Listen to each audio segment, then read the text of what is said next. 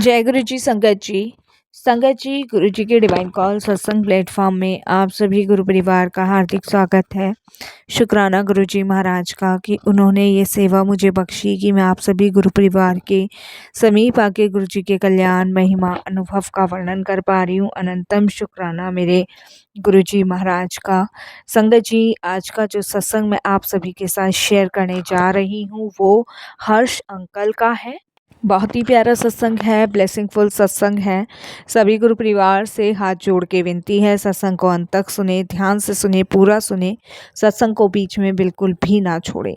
संगत जी, जैसे कि मैं हर सत्संग में आप सभी से रिक्वेस्ट करती हूँ कि गुरु जी महाराज हमेशा से ही कहते आए हैं, सत्संग सुनने वाले का भी कल्याण, सत्संग करने वाले का भी कल्याण, दोनों का ही कल्याण होता है। संगत जी, इसीलिए मैं हर सत्संग में आप सभी से रिक्वेस्ट करती हूँ कि सत्संग को अंत तक सुने। मेरा मोटिवेशन सिर्फ यही होता है संगत जी कि आप लोग सत्संग को पूर्ण सुने और गुरु जी की अपार ब्लेसिंग्स प्राप्त करें। क्योंकि संगत जी, अगर आप सत्संग को अंत तक सुनेंगे तभी आप गुरु जी से 1-to-1 कनेक्शन बना पाएंगे। कितने सारे सवालों के जवाब ही तभी आपको मिलेंगे और सबसे बड़ी बात है कि गुरु जी की ब्लेसिंग्स मिलेगी। और कौन सी दृष्टि, कौन सी कृपा से गुरुजी आपको ब्लेस कर दे संगत जी, वो सिर्फ गुरुजी ही जानते हैं। इसीलिए हमें सत्संग को बहुत ध्यान से सुनना चाहिए। संगत जी, गुरुजी की ब्लेसिंग्स को पाने के लिए हमें गुरुजी से 1-to-1 कनेक्शन बनाना है। गुरुजी के अपने बहुत सारे तरीके हैं अपनी संगत को ब्लेस करने के, और संगत जी उनमें से एक तरीका सत्संग सुनना भी है। संगत जी, मुझे गुरुजी ने ये सेवा बख्शी हुई है, ये बहुत बड़ी ड्यूटी है।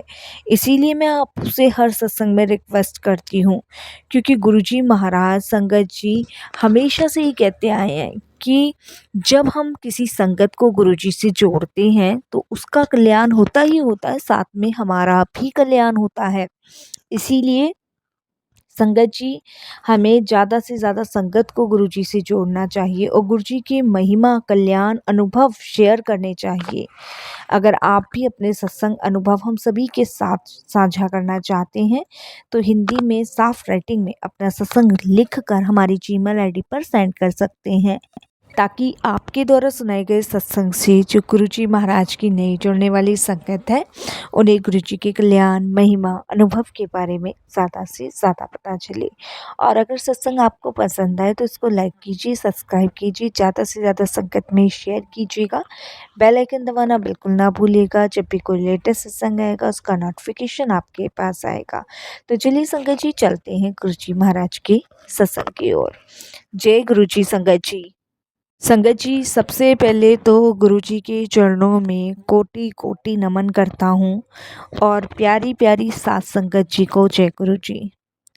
संगत जी, वैसे तो हमारे जो जर्नी है गुरुजी के साथ 2005 से स्टार्ट हुई है, और वैसे अगर मैं गुरुजी से अपनी और गुरुजी की बात करूं तो जन्म जन्मांतरों से मेरा और गुरुजी का रिश्ता रहा है। संगत जी, 2005 में 26 फरवरी को संगत जी मेरा बहुत भयानक वाला एक्सीडेंट हुआ था।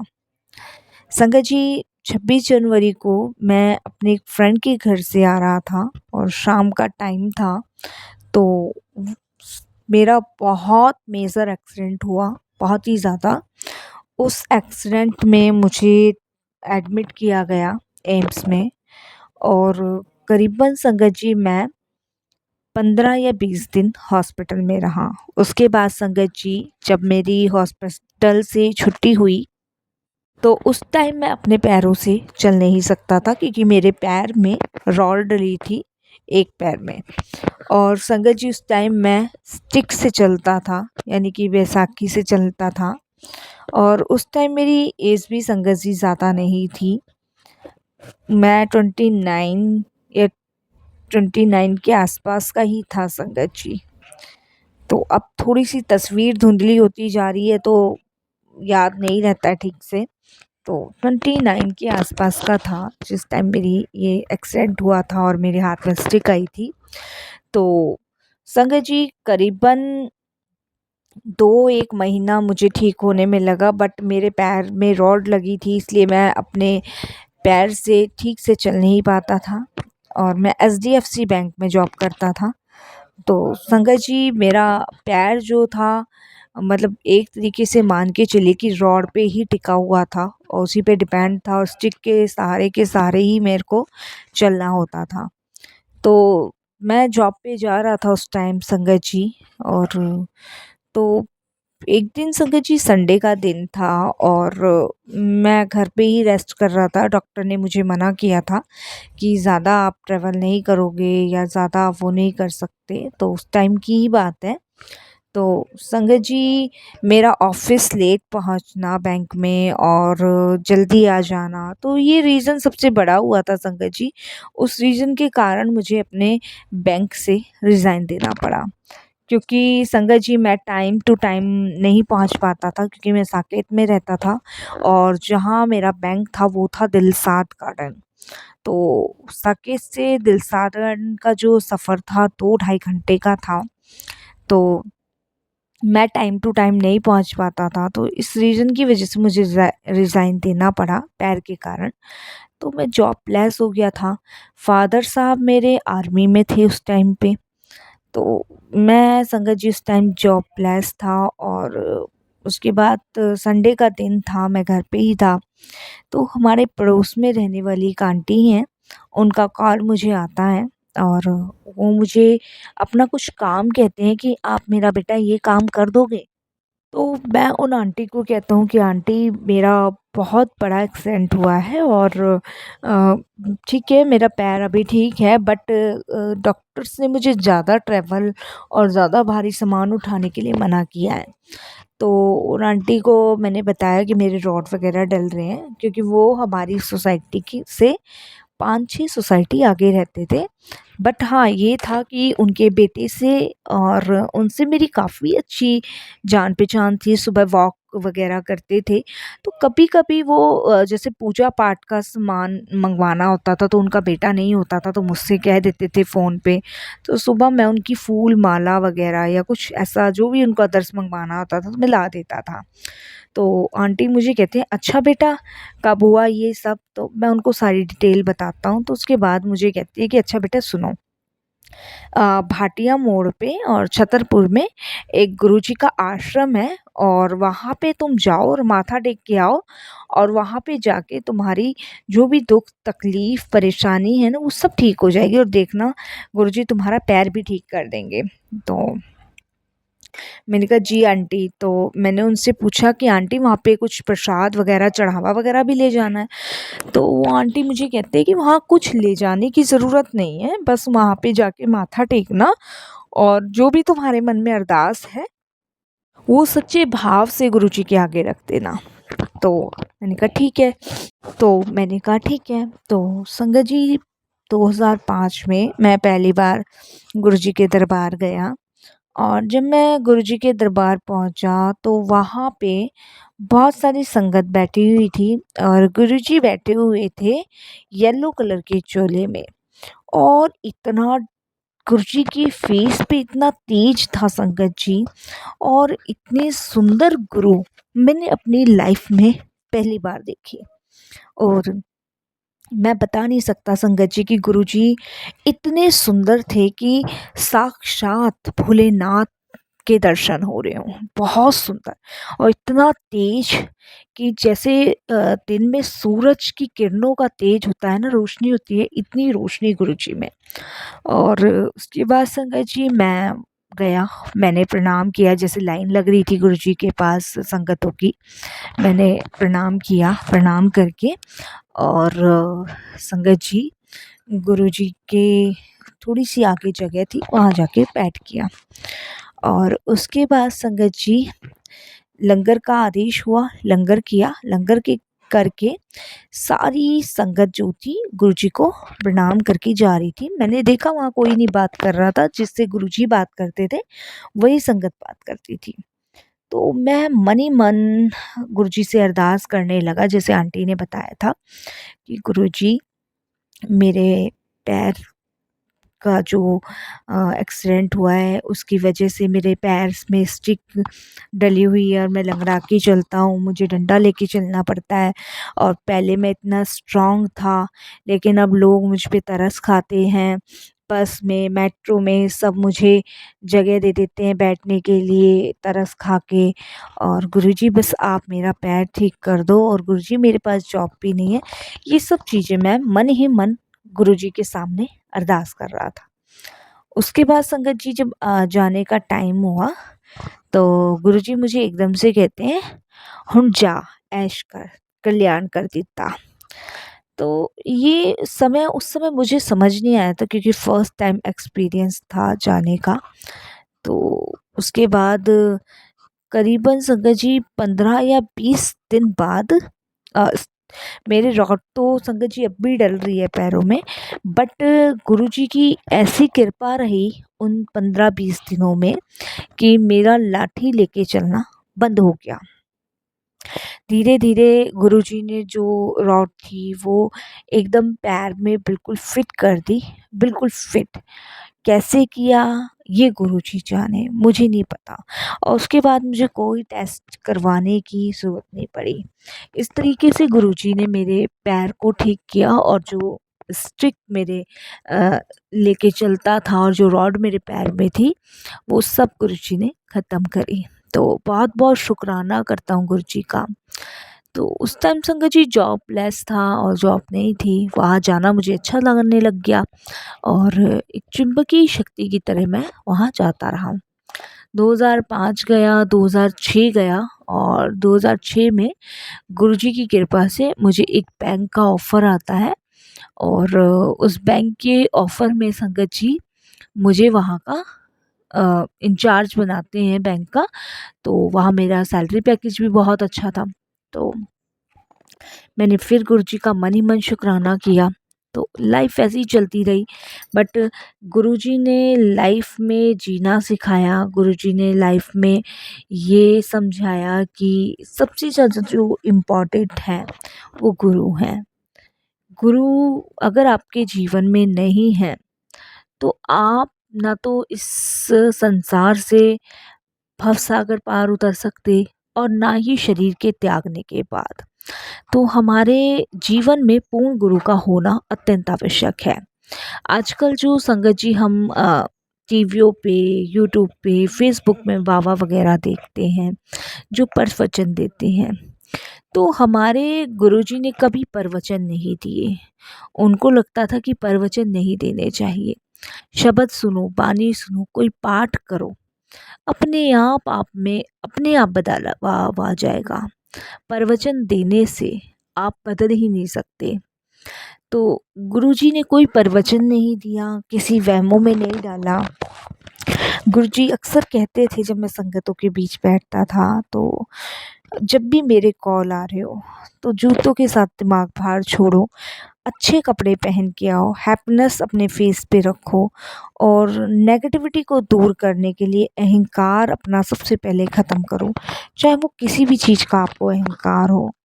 तो सबसे बड़ी चीज़ है संगत जी कि हमें अपने अहंकार को ख़त्म करना है, नीवा होना है, सरल बंदा बन के गुरु जी के पास जाना, उनके चरणों से लगना है। ये सबसे ज़्यादा मोस्ट इम्पॉर्टेंट चीज़ है।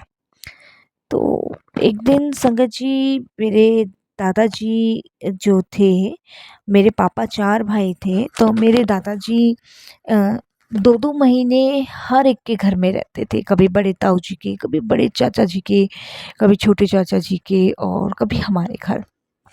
तो संगत जी जब वो हमारे घर रहने आए तो उनकी तबीयत ख़राब होनी शुरू हो गई। जबकि उनको कोई बीमारी नहीं थी, लेकिन एज बहुत ज़्यादा थी, 90 के प्लस थी, तो उनकी तबीयत बिगड़ने लगी, सुनना कम हो गया था।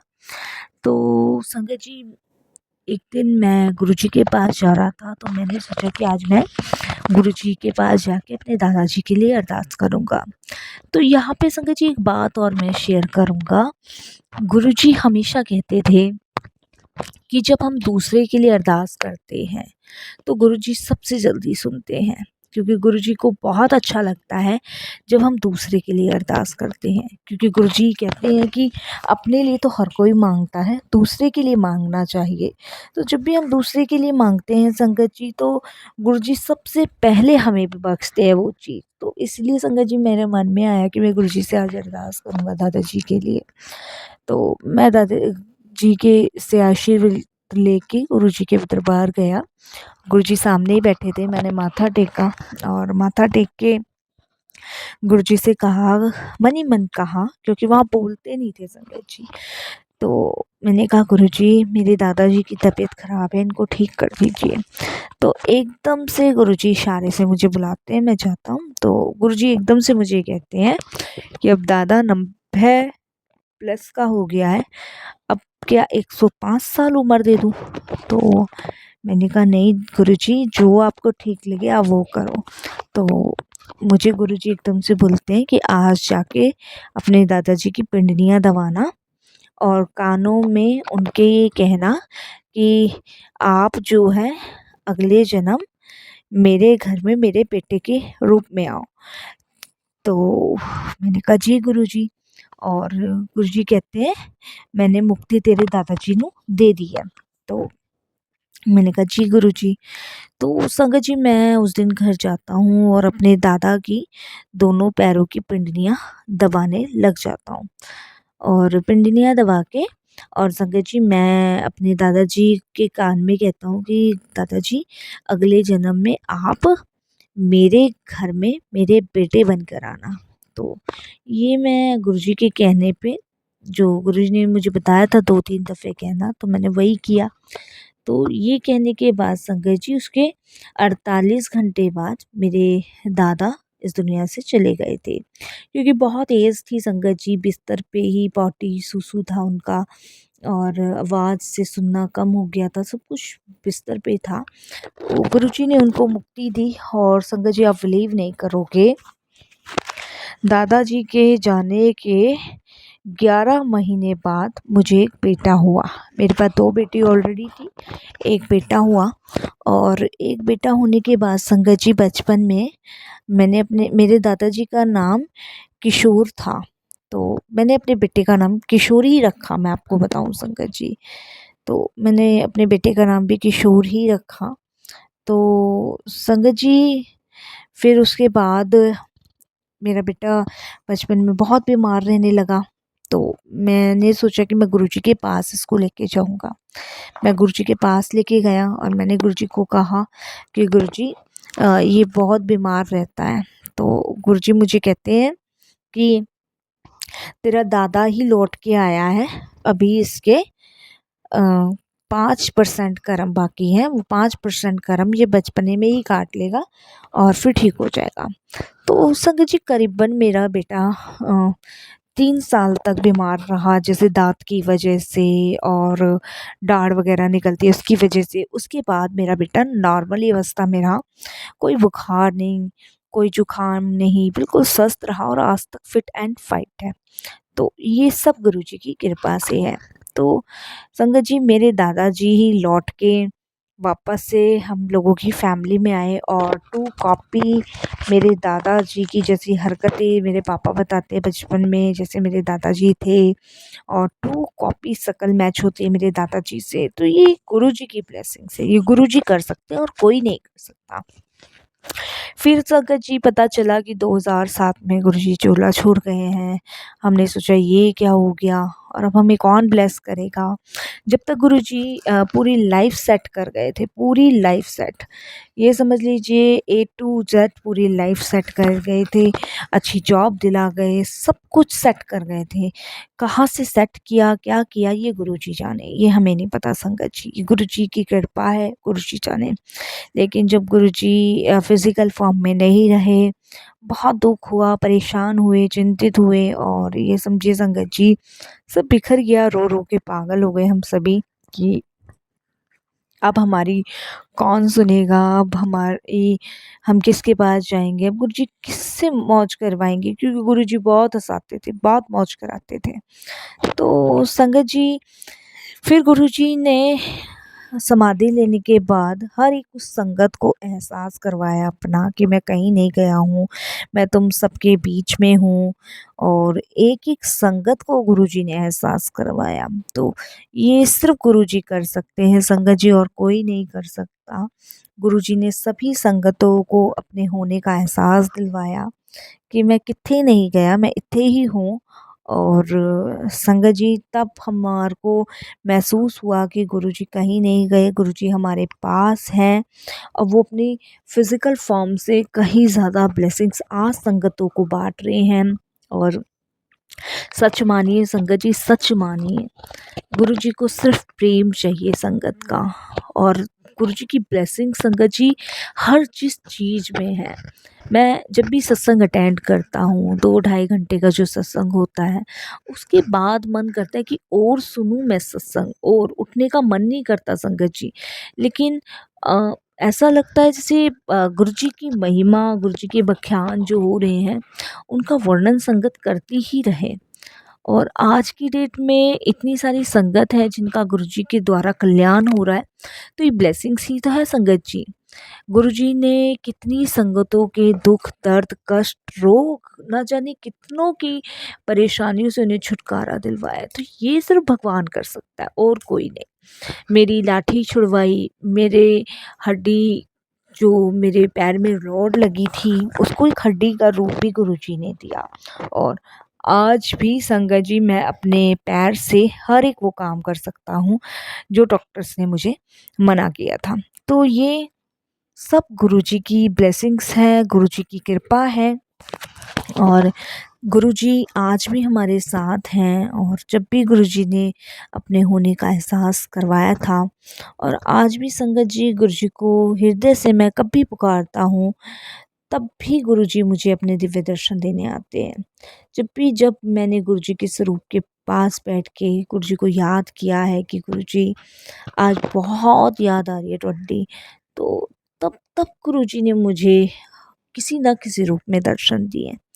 तो ये है हमारे गुरुजी संगत जी। सिर्फ़ हमें गुरुजी को समर्पण करना है, 1 टू 1 कनेक्शन बनाना है, और कुछ नहीं। और फिर देखिए संगत जी की ज़िंदगी इतनी सरल, इतनी आसान हो जाएगी कि पता ही नहीं चलेगा। हमारे जीवन में गुरु का होना अत्यंत आवश्यक है, और गुरु कृपा उसी पे बरसती है जिस पे गुरुजी की कृपा होती है। हमारा और गुरुजी का जो रिश्ता है संगत जी, वो पता नहीं कब से, पता नहीं, ना आपको पता ना हमें पता। क्योंकि हम सभी को गुरुजी ने इसीलिए जोड़ा है कि क्योंकि हम गुरुजी से जन्म जन्मांतरों से जुड़े हुए हैं। गुरुजी के साथ हमारा कनेक्शन है। गुरुजी ने हम सबको इस तरीके से परिवार में बांधा है कि संगत जी लगता ही नहीं है कि हम लोग गुरु परिवार की संगत है, ऐसा लगता है कि हम एक ही परिवार के हैं। तो कुछ ना कुछ हमारा पिछले जन्मों में नाता रहा होगा, तो आज हम संगत परिवार, गुरु परिवार में जुड़े हैं। तो बहुत सारे एक्सपीरियंस है गुरुजी के साथ मेरे, बहुत सारे। बस सब चीज़ों का शुक्राना करता हूँ, सत्संग बहुत लंबा हो जाएगा। और बहुत बहुत शुक्राना मैं इस प्लेटफॉर्म का भी करता हूँ, जो प्लेटफॉर्म के माध्यम से हमारे सत्संग संगतों तक पहुँचते हैं। ये भी सेवा गुरुजी बख्शते हैं। और सबसे बड़ी बात संगत जी ये है कि बहुत सारी ऐसी संगत है जो गुरुजी के चरणों में जा चुकी हैं, उनके सत्संग सुनने का सौभाग्य प्राप्त होता है। तो ये भी एक ब्लेसिंग्स है, तो अपनी ब्लेसिंग्स को पूर्ण लें। ये ब्लेसिंग्स अधूरी ना छोड़ें। जितनी आप कमाएंगे ब्लेसिंग्स, उतना ही संगत जी, सच मानिए, आपके काम आएगी वो ब्लेसिंग्स, हर एक मोड़ पे काम आएगी। तो 1 टू 1 कनेक्शन बनाएं, गुरुजी से प्रेम करें, और सब कुछ गुरुजी पे छोड़ें। और संगत जी, जितना हो सके समय व्यतीत गुरुजी के साथ कीजिए। दुनिया के इस माया जाल में पड़ने से अच्छा है कि हम अपना जीवन प्रभु के चरणों में लगाएं, प्रभु की भक्ति में लगाएं। यही एक उद्देश्य है मेरा। और मैं वाणी को विराम देता हूँ गुरुजी के मंत्र जाप के साथ। ओम नमः शिवाय, शिवजी सदा सहाय। ओम नमः शिवाय, गुरुजी सदा सहाय।